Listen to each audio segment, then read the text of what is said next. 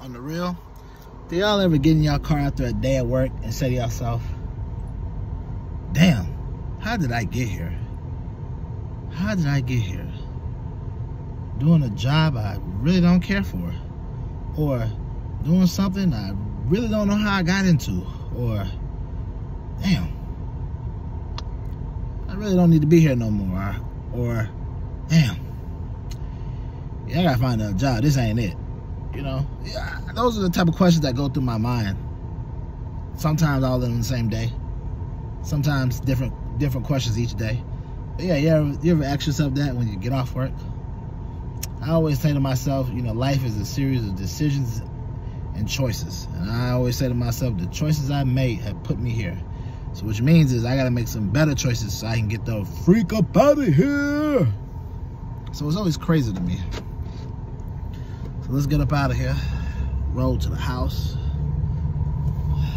But yeah, I always think about that. I'm like, dang, how did I get here?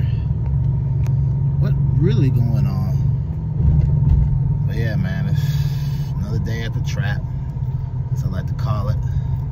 And it's so crazy too though, cause like, whenever I feel like, all right, maybe this might be all right, I always get reminded by somebody working there that comes and reminds me like, yo bro, you know this ain't it, right? I'll be like, damn, I just met this guy, or I just met this girl. Yeah, they only give me this. You be like, yeah, man, this ain't it, this ain't it, this ain't it. Or they tell you about all the craziness people are going through, like with your coworkers. Some coworkers like, yeah man, I go on vacation, I come back, I got 300 emails. What? Nah man, not for this pay. Not for this, no sir. But you know, each his own. Everybody is cool with things. I look at it like this: when a company pays you a certain pay and you don't like it, you got two options. Hold up. Let me get up out here so we can get home. You got two options. You can either stay or you can leave. That's point blank. You know what I'm saying? You can either stay or you can leave. And you have to choose what's best for you. That's point blank. I think a lot of times people be like, I don't like it here. Then leave. Leave. Leave. Me personally, I mean, I'm not 19, 20 no more. I'm not living at home or living in a campus dorm or living in an apartment off campus. Can't just quit a job and just be like, it is what it is. I'll figure it out on my own. You know, it's different when you got, you know, a first lady, you got a little one. Really just can't pick up and quit stuff like you used to back in the day, you know, which was a great life, but you can't do that no more. Oh my gosh, the ducks are in the road. Look at the ducks.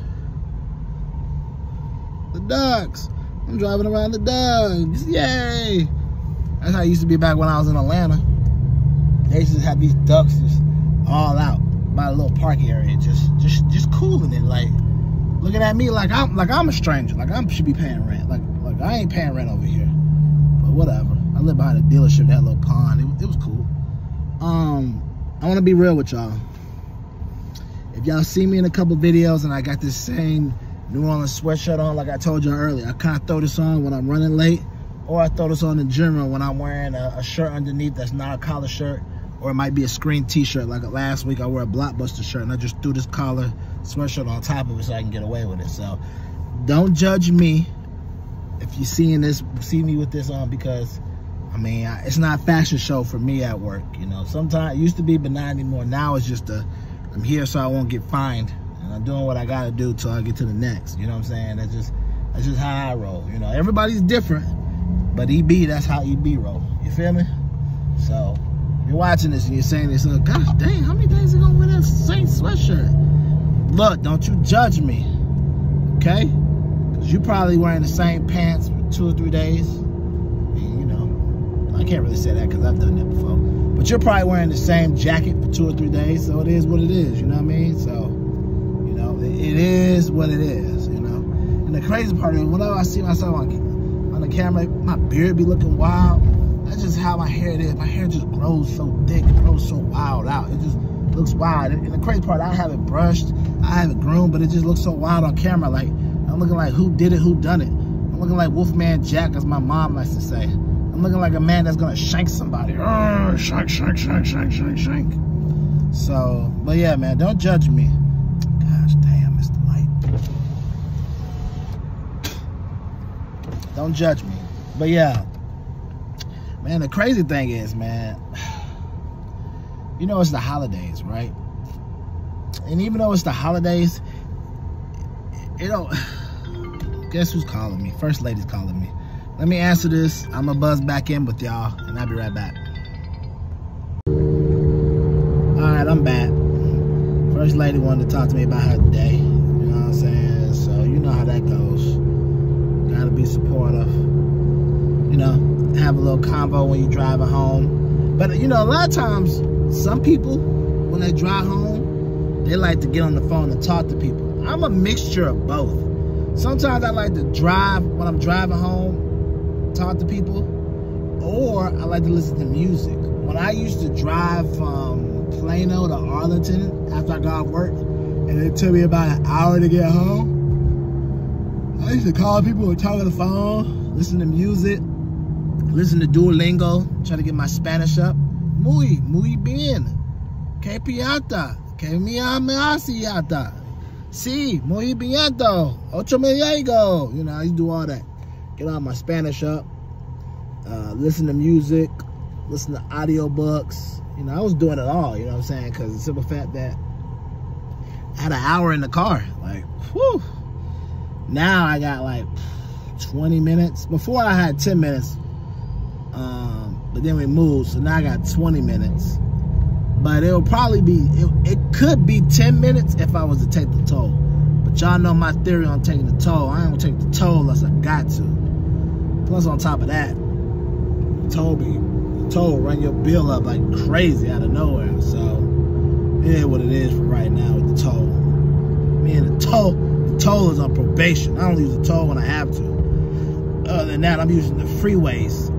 The freeways, meaning they're free and they're highways. Freeways. F-R-E. Get it? Freeways? Oh, okay.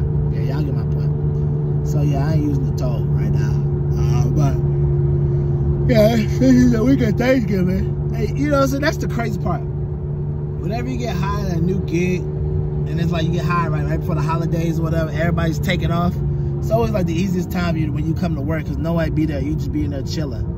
I was talking to my supervisors. I was like, "So you gonna be gone on Friday?" He's like, "Yeah, it's the first time taking on 4 years." I was like, "Yeah." I said, "I'll be here since got 90 days and you don't get nothing. In 90 days you don't get nothing, get no benefits, you don't get nothing. So ain't nobody gonna be here." I said, "Oh, okay, cool. Guess I'll just sit up there and watch some more training videos or something. I don't know. I keep myself occupied, but." It'd be a ghost town up in there. I'm cool with it. Got to get paid, my boy. Got to see it through till something better comes. Got to see it through.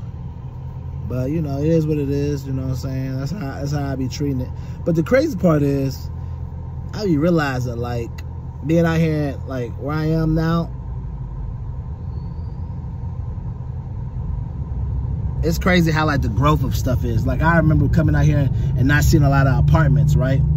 Now all of a sudden, after COVID hit and everything else happened, it's like apartments are everywhere. And because of the apartments being everywhere, it's a renter's market and no longer a buyer's market.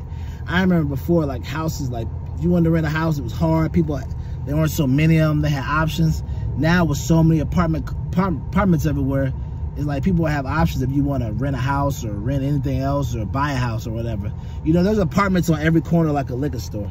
There's apartments on every corner like a convenience store. That's how it is now. Like I drive by these apartments and I remember when they were building them back when I was working at my old startup job and there was nothing there. And I remember them building them and then all of a sudden they built them and they built another apartments right across the street. And it's like so crazy because I know they probably taxing people $18, $19, maybe $2,000 and they don't even have a parking garage. You got to park on the regular street. I feel some type of way if I'm paying $2,000 or more and I don't got a parking garage. Because it's like, what are you taxing me for? There ain't no parking garage to protect my car from the climates. Because if it's raining, I still got to walk out there. You know what I'm saying? Like, what are you taxing me for? A flat surface? Like, What the freak? So that's the crazy part. That's the crazy part that I don't really get. I mean, you know, that's just me. I don't think I would want to move over to somewhere like that. They're going to be taxing like that. But, I mean, it is what it is. You know what I'm saying? It's the city out here. So, crazy part, I'll tell you about this. So, I was talking to my brother. He stays in Texas, too, right? He stays in, like, the south part of Texas. Like, 5 hours, 6 hours away from me. And I was telling him, he was like, yeah, I was telling him, I was like, yeah, man, you know, the average rent around here for, like, apartments could be, like, 19, you know, to 25, 26. He said, I told him, like, some one-bedrooms go for 19 or 21. You know what I'm saying? Some one-bedrooms, depending where you are. And then some might go for 22, 23, depending. And then some two-bedrooms might go for 28 or 29 or 3,000, whatever. He was like, gosh, dang, that's more than my mortgage. And I was like, yeah, bro. I was like, welcome to Dallas. Well, the cost of living is not high as Atlanta, but it's up there. You know what I'm saying? Where he lived, they don't even have tolls. So, you know, I don't expect anything less from that. But I was just telling, he's like, you're always welcome to come down here. I'm like, I'm straight. They ain't really got too many jobs down there unless you're trying to, like, get into a certain industry, like the base and all that stuff or whatever, but government type stuff. Which is nothing wrong with that, because I wouldn't mind having a government job or whatever. But them guys saying government jobs so hard to get. Like, bro, like, it's like freaking Fort Knox. It's like, once you in, you good. What is this car doing? What are you doing? What are you doing? People think just because they put their turn signal on, that gives them the option just to jump in front of you. They don't give you the option to jump in front of me. And I should just drive on the side and do something wild like that. But it'd be my luck, the motherfucking police pop out or something like that, or something crazy happen to me. I mean, not my luck. I don't think it would happen to me because God got me. I'm going to be good. Because I had one time I did drive on the shoulder and the police pulled me in another car over. But he ended up letting me go in the other car. Thank goodness, because that would have probably been a reckless endangerment or a reckless driving ticket. So God was with me on that day. And I think I was getting ready to go on a trip or something. I don't know. But yeah, I was like, God is good all the time. All the time. So yeah, man, it's just crazy because every time I drive home, like I told y'all before, sometimes I just try to get my mind, like, you know, situated, because in my mind I be like, I gotta get up and do this all over again. Gotta get up and do this all over again. And in my mind I be like, yo, when is this gonna end, bro? Like, when am I gonna get to skip to the good part? But skip to the good part, I gotta go through this. So I mean, I just try to make sure that when I get home, I just constantly work on what the goal needs to be. Finding something better, doing something that I like, working on my dream, working on my dream, working on my dream. Because at the end of the day, you know, I'm not truly going to be happy till I'm doing my thing. Because like we talked about earlier this morning, you know, if you don't get out there and find your dream, let me turn the heat down, it's getting kind of hot. If you don't get out there and find your dream, then you're truly always constantly doing somebody else's or building somebody else's dream. And I don't know about y'all, but I'm not trying to keep building somebody else's dream. I'm not trying to just continue to not walk away with anything, not have no kind of ownership in anything, constantly being like nothing, you know what I'm saying? I want to walk away with the ownership. I want to walk away showing myself, showing my kids like, yo, this is what daddy built. They could be like, you know, my daddy did this, my daddy did that. Nah, yeah, my daddy has a good job. Oh no, my daddy's job let him go. Oh no, what should we do? Nah, you know what I'm saying? I'm over here trying to be like Dame Dash. Can you hire your kids here? No, you ain't got no ownership. You ain't got no ownership. I was arguing with DJ Envy. I mean, I understand his point, and I understand Envy's point. Like I tell you all the time, you know what I'm saying? Everybody got their own thing, but you got to have something that's yours, bro. Something like, that's why when I see people doing content, I be like, man, I always wanted to do it, but like I told y'all before, I be having issues because I be like, I don't know what to post, and I overthink a lot of this stuff. And people my generation, we overthink stuff, but the kids that are younger, they don't care. They just turn the camera on, do whatever, and it is what it is. But they own that content. So it's like a piece of them will always forever be out there, whether they're a meme, whether they go viral, whether they don't go viral, a piece of them is always out there. And if that piece of content can get them money in their pocket, you know, able to have another income stream, pay their bill, they own that. You know what I'm saying? They have that ownership is more important than having a job with a 401k. Because having a job with a 401k is cool, but that job fires you, that 401k gotta get moved. Then on top of that, if you're at that job for 25 years and your 401k is 20,000, that's all good and dandy, but you done gave a job 25 years and you got a kid that's 18 to 25 that that may not have a 401k, but let's say they're making $5,000 a month, they're able to, you know, make $20,000 in 4 months. Or if they're making $3,000 a month, they're able to get their followers up, sell a product, and then, you know, the sky's there's no limit for them. You know what I mean? And they're not giving somebody 20 years of their life.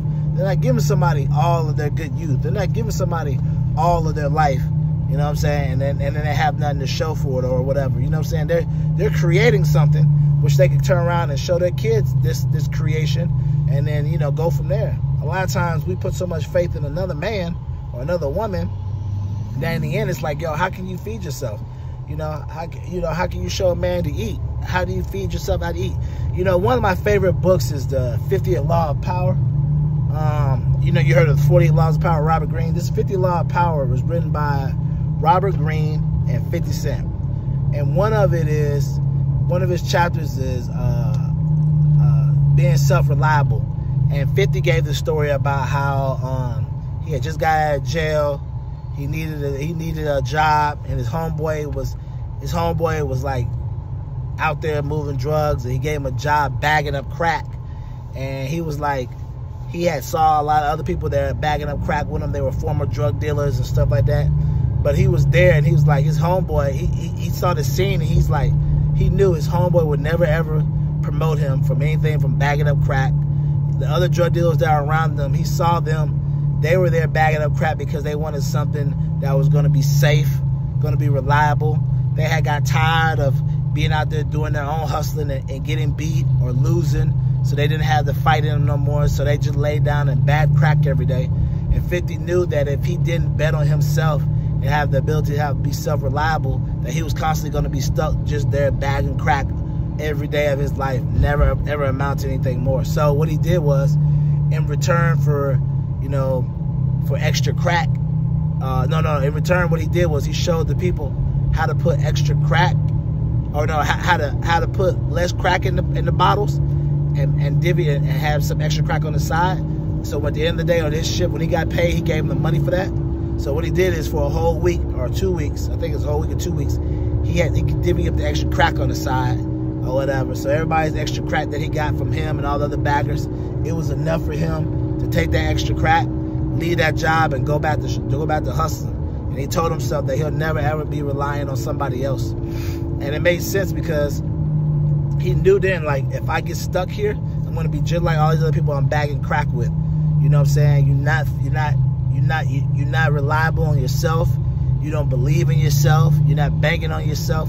You're content. You don't want to get out there and gamble. You don't want to get out there and try your luck, because you got a nice job. You got a nice job bagging crack. You got a nice job coming here every day, 9 to 5, bagging crack with no issues, no problems. But 50 was like, I'm going to take my chances out there being self-reliant on myself, bagging up this crack, and I'm going to see how it's going to be and what it's going to be. And that right there is pretty much corporate America, or a job, all in one. Some people been there so long because they're not willing to bet on themselves. They have all the greatest ideas in the world, but they're scared to bet on themselves. They're scared to try something new. So because they don't want to try something new, they're like, yeah, I'm going to continue to keep bagging this crack, or I'm going to continue to keep punching these data entry files. I'm going to continue to keep doing these projects. I'm going to continue to keep selling, because they're nervous about getting out there on their own. They don't want to be self-reliant and rely on themselves. They don't believe that they can handle it themselves. You know what I'm saying? They're not just at the job to learn what they need to learn so they can get out there and be their own hustler. You know what I'm saying? Sell their own crack, or sell their own sales product, or anything like that. They want to hold this job down for as long as they can, because they tired, they beat down, they don't believe in themselves. So that's all the whole analogy was. The whole analogy was pretty much that exactly. Like, you got to be able to be reliant and self-reliant on yourself. And I think about that all the time, because that's how I am. I be like, look, I ain't trying to be here bagging crack forever. You know what I'm saying? Or data entry forever, or doing these numbers forever, or doing these projects forever. I'm ready to get out there and be self-reliant on myself. You know what I'm saying? Eat for my own, you know, feed my offspring, you know what I'm saying? Take care of myself, not have no other man, not have my future be reliable on somebody else's, you know, livelihood, if they decide to like me today or not. You know what I'm saying? Because there's too many times I've been at a job where they'll tell you, oh, it's all good, it's all good. Then all of a sudden, 2 weeks later, well, you know, things have changed, you know what I'm saying? We got to make some layoffs. Now, all of a sudden, now you out the door, or they done laid your department off, or a year later, things that happen. You know what I'm saying? Recently, around last year, around October, you know, the Fed raised the interest rate up. So when that happened, a lot of people that had money, they start cutting down on money given out and money this and money on startups, money on businesses, and people weren't hiring. So what they do, they started laying people off, laying people off, laying people off. And it's like cycles. It's like peaks and valleys, ups and downs. Life is cynical. So around that time, they started laying everybody off. There were so many people that got laid off. You know what I'm saying? I was one of them. I got laid off. I had 2 jobs going at the same time. You know what I'm saying? 2 easy jobs, working them. One job laid me off. Then I'm like, gosh, dang. Then all of a sudden later on, the other job said, we're going to lay you off in December. They laid me off 2 months early. And I'm like, what the freak? Like, it's like stuff like that happening. You know what I'm saying? I was working, trying to get my water going. You know what I'm saying? I was getting a little bit of it going, but not as much as I needed to get going. And it's just crazy how both of it happened around that time. And I just kept thinking to myself, I was like, this is another time. I just got to be able to weather the storm to be able to weather this valley so I can get back on the peak so that when they start hiring again, I'm going to be good. And that's the crazy part, because the job I'm at now, I remember applying to it back a year ago, and a guy called me. He was like, yeah, I'm going to get back with you. And then all of a sudden, didn't hear from him. Then he hit me up again 6 months later. Yeah, got this job. Didn't hear from him again. And then recently, when I left the last job, because they were on some craziness, or I don't even want to get into that. I didn't really lose it. They wrongfully terminated your boy. You know what I'm saying? When I got wrongfully terminated from that job, which I had to go into another story, they called me on that same day and was like, yo, can you, we want to talk about hiring you, blah, blah, blah. And then boom, got hired the next day. You know, I know it was nothing but the Lord coming through in the clutch, saving your boy. Because, you know, at the time, I really needed a little gig just to show stuff. Because, you know, when you're moving, you know, you got to show that you have employment. You got to show that you're working. So it came in just in time for me to show, like, hey, I got a job. I got this job going. So, you know, it came in all in handy, you know what I'm saying? God is good. That's why I said, man, as God is good, it came in handy for me. Because that's exactly what your boy needed, you know what I'm saying?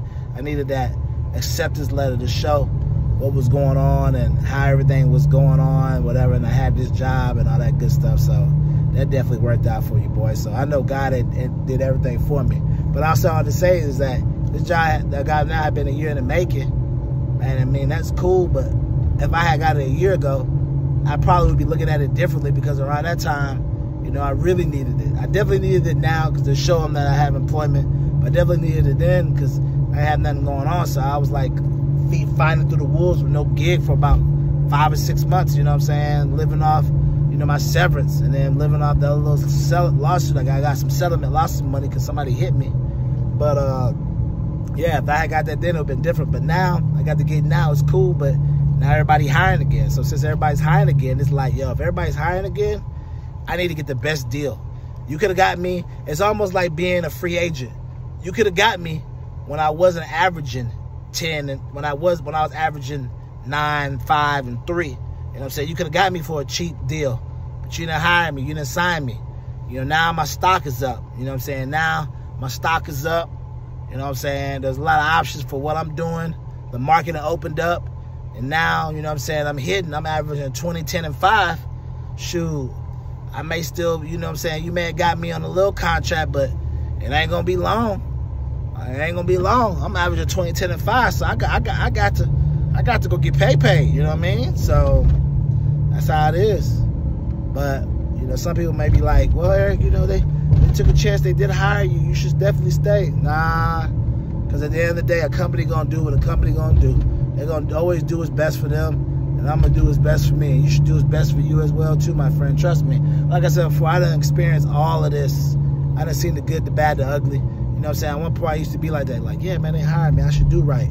But then as I start getting burnt by these motherfuckers, I start realizing the motherfucker going to do what the motherfucker going to do. So I need to do what I'm going to do. Random. I just looked across the street to the McDonald's, and I see the McRib is back. Ain't that something? I heard the McRib wasn't good for you, but that motherfucker show is good, though. That motherfucker show is good, though.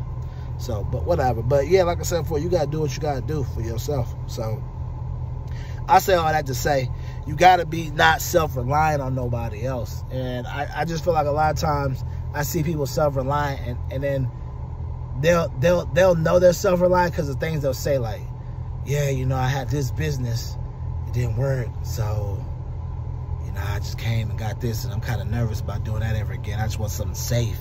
Or my old supervisor from my old gig, she was a pain. She said, I was my own broker for 15 years. Her name was Sydney. I was my own broker for 15 years. I was like, okay, so what happened? Well, I stopped being my own broker for 15 years because, you know, Obamacare insurance was so high. I'm looking at her like, stop lying, bro. People will lie to you and tell you things in hopes that you believe it. Because we all know Obamacare insurance is not high if you have your own business. Obamacare, Obama healthcare, or the Healthcare Act is for people who don't have a company but have their own business. You know what I'm saying? If you have your own business and you're on Obamacare or the Healthcare Act, your insurance is not going to be high. It's going to be very low. I'm telling you, it's going to be very low. Why? Because it's just you by yourself, and it's going to be fine. So when she was trying to tell me that it was expensive, Obamacare, I'm like, stop lying. What she really meant to say was, I was a broker by myself, but I wasn't doing good with my clients because I have a bad attitude. That's probably what it is, because she surely had a bad attitude. Or my clients realized they didn't need me no more and they were letting me go. It was something like that. It had to be. But she was lying like a motherfucker, because ain't no way in the world. You want to know how I know? Because when I was in college, I got on Obamacare when I couldn't get on my parents' insurance no more. And that motherfucker was cheap. It was cheap for me by myself. It was like $60, $80, something like that. It was cheap. But it's affordable for people who have a job, who don't make enough, or you had a part-time job. I think I had a part-time job at the time. I was looking for a full-time one. I may have been in college, so I didn't have time for a full one or whatever, you know what I'm saying? So when she was saying that, I was like, man, this motherfucker lying. But people will do that to you. They'll tell you stuff just to make themselves feel better. I've noticed that. You know what I'm saying? We've all done that. Tell people stuff just to make ourselves feel better. Like, yeah. The reason I don't go back to school is because, you know, I just realized it's not needed. Stop lying. You know it's maybe needed for your career. Or the reason I left being my own broker is because of Obamacare. Stop lying. You left because you couldn't deal with the hustle and bustle, or you wasn't getting no more clients. Come on, man. Just keep it 100. Stop lying, Craig. Stop lying, Craig. I really want to be like, how, Sway? How, Sway? But whatever, man. Anyways, I made it home. Let me go ahead and go inside, get some food together, fix a couple play or two for the little one, and we'll go from there. And then we'll see about turning back up. I got a Madden game to play for my Madden League. I'm going to see if I can set the camera up so you can record me while I'm playing, so you can see my reactions and I can talk to you.